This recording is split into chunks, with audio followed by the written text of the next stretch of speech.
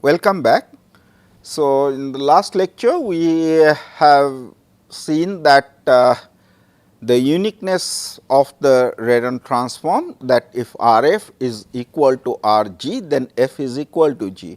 Now, what we are searching for is that knowing the values of R f which is given to us, then can we reconstruct our f. So, now this is the reconstruction problem.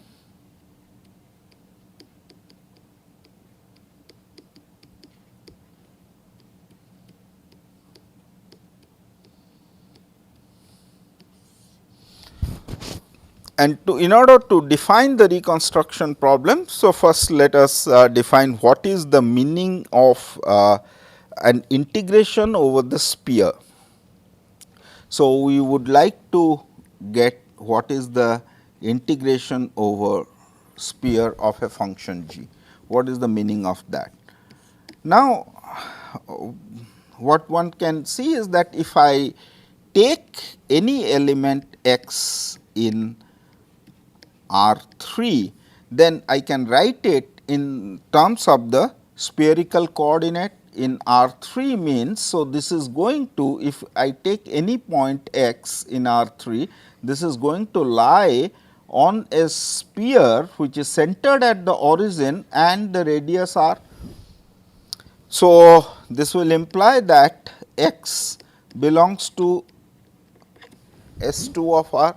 Now, if we know that if we write it in terms of the spherical coordinate, suppose this x is x 1, x 2, x 3, then x 1 this is equal to r sin theta cos phi, x 2 is equal to r sin theta sin phi, and x 3 is equal to r cos theta, where our r is the radius which is greater than 0 and theta varies over 0 to pi and phi varies over 0 to 2 pi.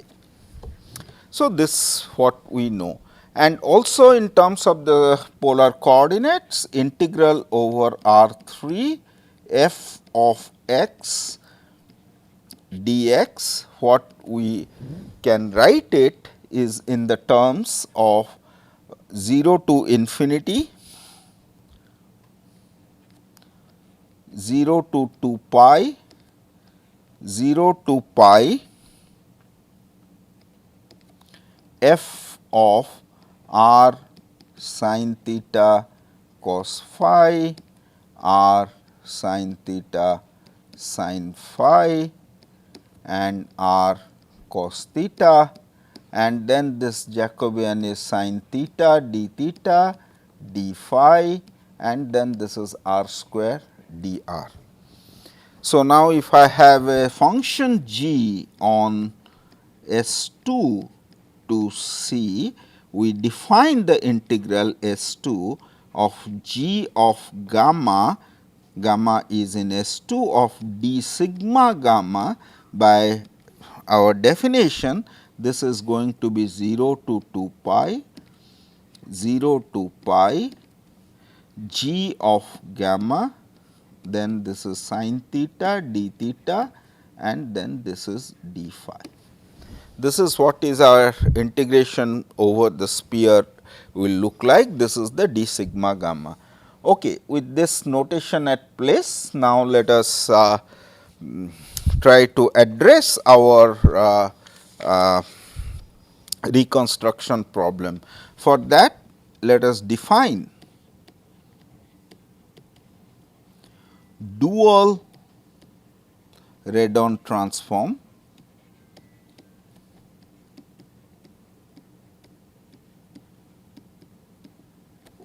This is R star of f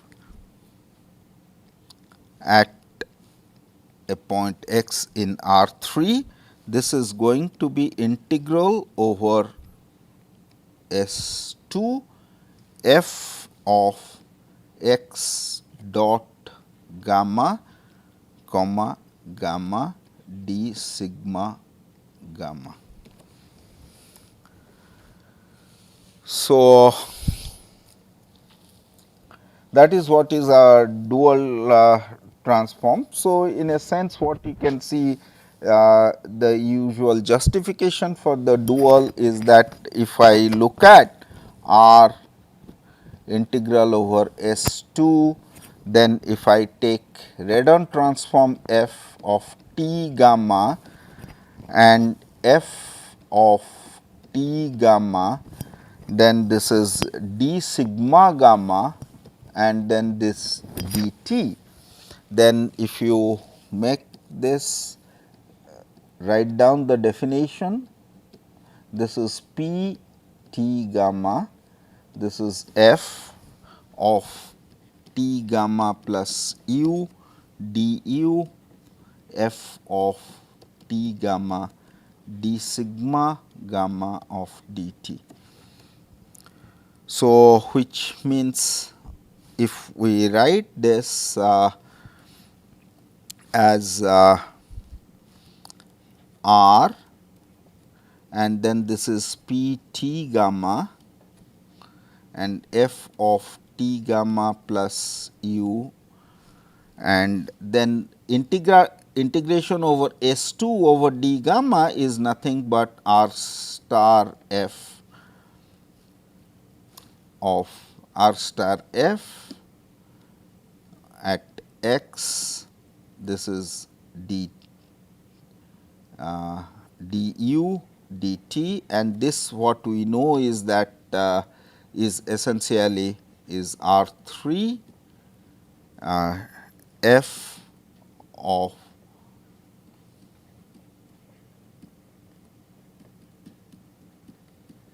So, in this sense, with this identification, that is what it is called the dual. Now, we recall that the Laplacian is going to be del square by del x 1 square plus del square by del x 2 square plus del square by del x 3 square. This is our Laplacian. So, with this notation, the main theorem is the reconstruction formula. What it is? If I have delta, that means the Laplacian, then R star, which is going to act on the function which is defined on R cross S2. So, that is I can talk of RF, which is a function on R cross S2, and then this is equal to minus 8 pi square of f. So, what it says is that if I have R f, then I can define the R star of R f, R star of R f at x. This is going to be equal to integral over S 2 R f of x dot gamma comma gamma d sigma gamma. So, this I can say t gamma dot gamma. So, now we can compute this thing and then we take the Laplacian, then what we are going to get is our f. So, that is what is the reconstruction formula through Redound transform. So, by looking at the images on two dimensional image, now this formula is going to tell us that how to reconstruct our f. Okay. So, what is the proof? We have seen that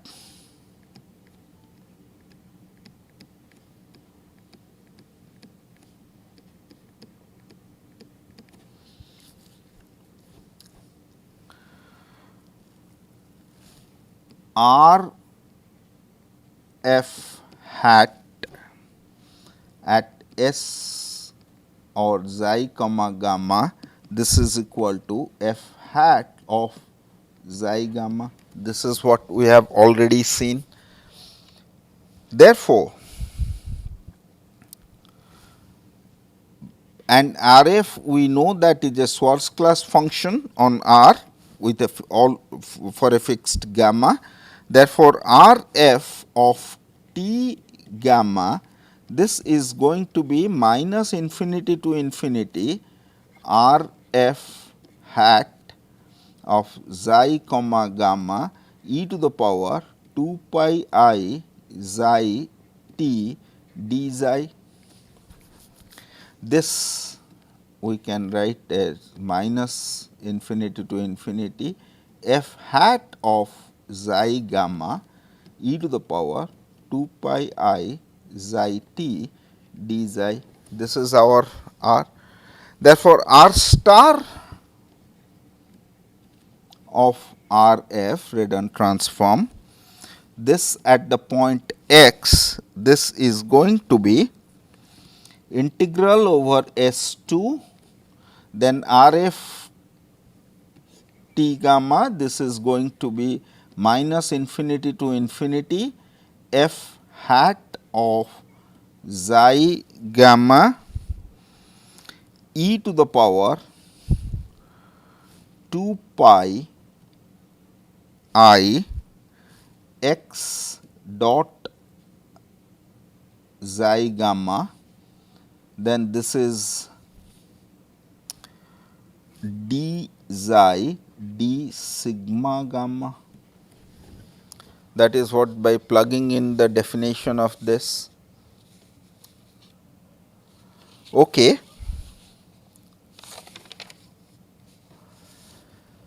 So, now we apply the Laplacian .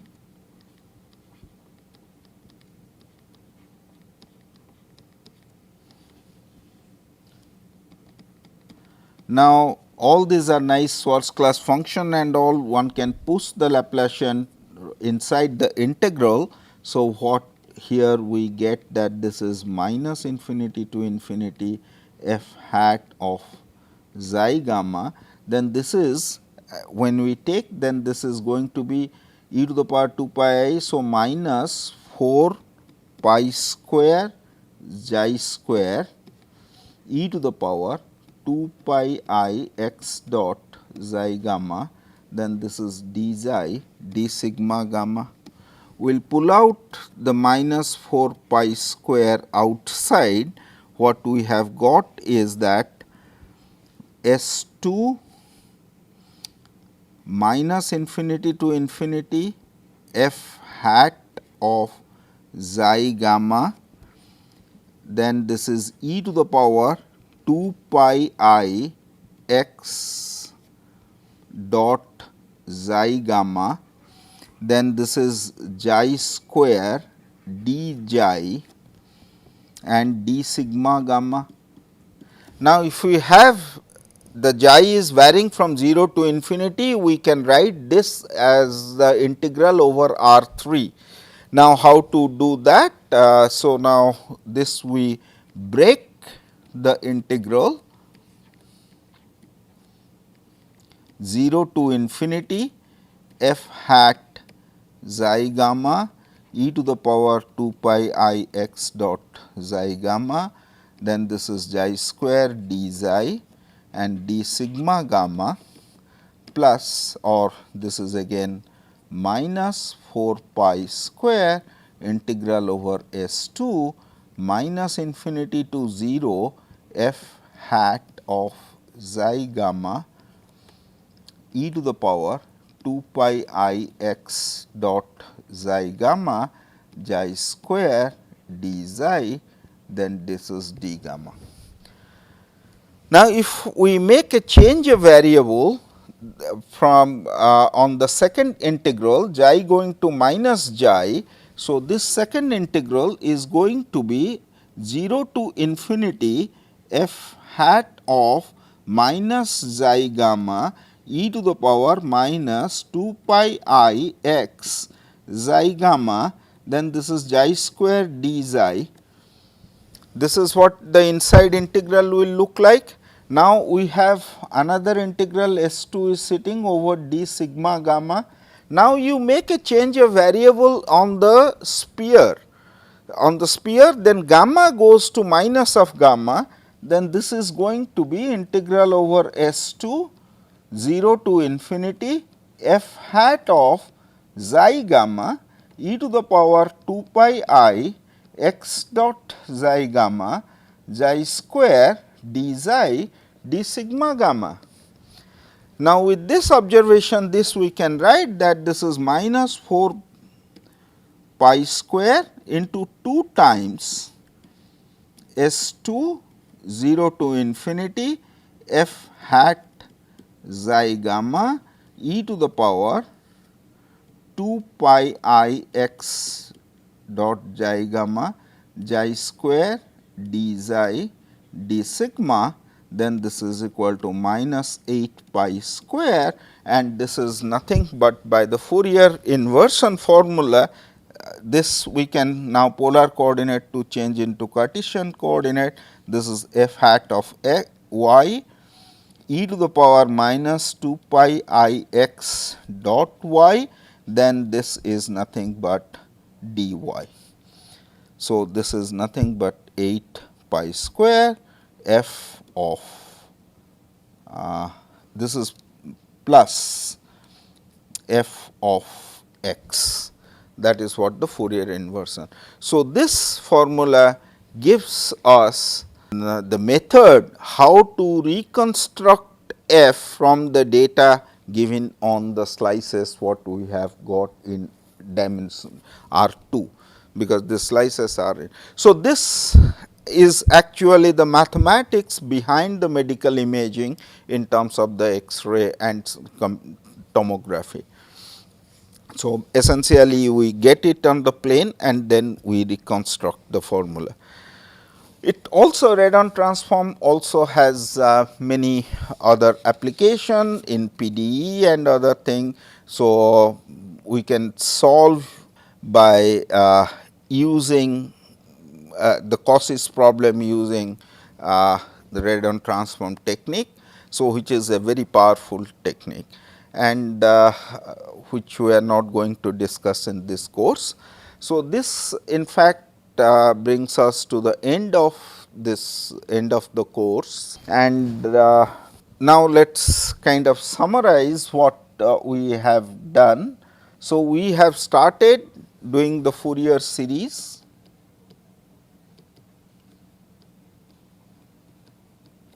Then we did the on circle group T, then we have Fourier series on finite abelian group,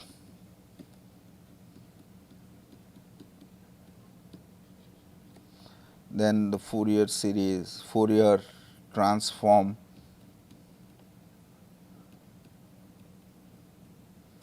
on R and Rn, and we have seen various applications of that too. Now, what next? I mean, where does the subject, what is the direction of this subject go? Well, let us recall that what we have seen is that if f Riemann integrable,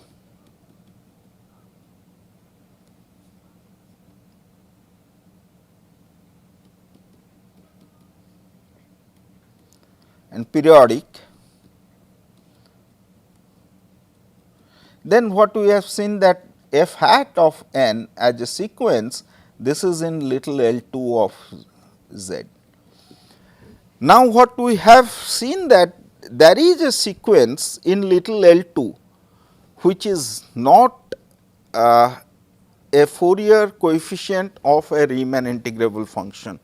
So, naturally, so the what we have seen that this is the Riemann integrable function on T, this takes to little l 2 and which is not on 2. So, one would like to ask that what is the larger space which can replace this Riemann integrable function such that the Fourier transform is on 2. In fact, that is nothing but the Lebesgue space L2 of T. We need to define the Lebesgue measure, and through the Lebesgue measure one defines L2 of T. So, that if we consider this is all the measurable functions on T, and which is integral over mod of f of x dx is f of x square dx is finite. So, if we introduce the Lebesgue measure and consider this space, then the Fourier transform is going to be on 2. Another nice connection what one would see, that the Fourier series is going to be n from minus infinity to infinity f hat of n e to the power I 0 1 if I am taking n x. Now, this is so one can ask that when does this Fourier series it becomes a power series. That means, all the negative coefficient f of f hat of n is going to vanish. So, this is going to give us a bridge between the complex analysis and Fourier series. So, definitely all this can be extended to LP of T Lebesgue spaces or LP of R and LP of R n. So, then for example, for what we get, that if f is in L1 of R, then we get that f hat belongs to C0 of R, because the Lebesgue space are also going to be functions which are integrable, can going to be approximated through the simple functions. And one can show that the Schwarz space is dense in all those spaces. Therefore, the Fourier transform can easily be extended to all these spaces. And then one would like to know that what is going to be the boundedness behavior or f hat and so on and so forth. So, those questions can be asked. And also about the convergence of the Fourier series, we know that S n is minus n to n f hat of n e to the power 2 pi I n x. Then this S n f, we know that how hard it is for the pointwise convergence, but one can actually ask that whether this S n f, whether this converges to f in L p. That means, mod of S n f of x minus of f of x p dx, whether this goes to 0 as n goes to infinity. So, we have seen for the Riemann integrable function for p equal to 2, and now for this general Lebesgue space one can ask this. In fact, the answer is going to be true if p is greater than 1. And now one thing what one would like to see is that e to the power, the building block is e to the power, let us say I n. So, what it is happening here? So, one is seeing that in the Fourier series they are playing as the orthonormal family, and which is going to span I mean this is orthonormal basis in the sense of the infinite dimensional, means the sum is infinite here. So, it is and then when we go to R or R n, then we considered this as the continuous homomorphism.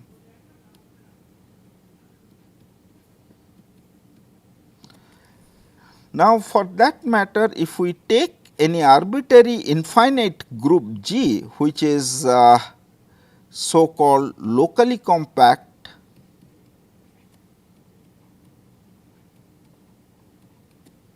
abelian, then this entire Fourier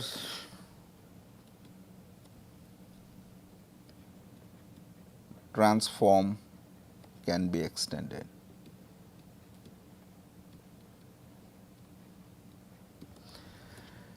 That is for the locally abelian.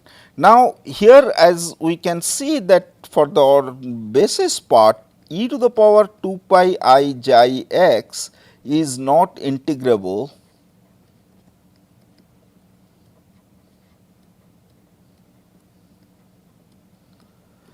but however, it is all these e to the power 2 pi I n x, they are essentially is getting generated by a single function defined phi of n is equal to e to the power 2 pi I x and phi n x is equal to phi of n x, then you are generating all this function. So, now from a single functions you are generating by getting the dilation, you are generating the orthonormal basis. So, although e to the power 2 pi I xi x is not in R, but one can ask this question that if can we generate an orthonormal basis for L2 of R from a single function just by the translation and dilation. So, that leads to the course called wavelet analysis, which is a very powerful tool for some applied problems in engineering and other science. And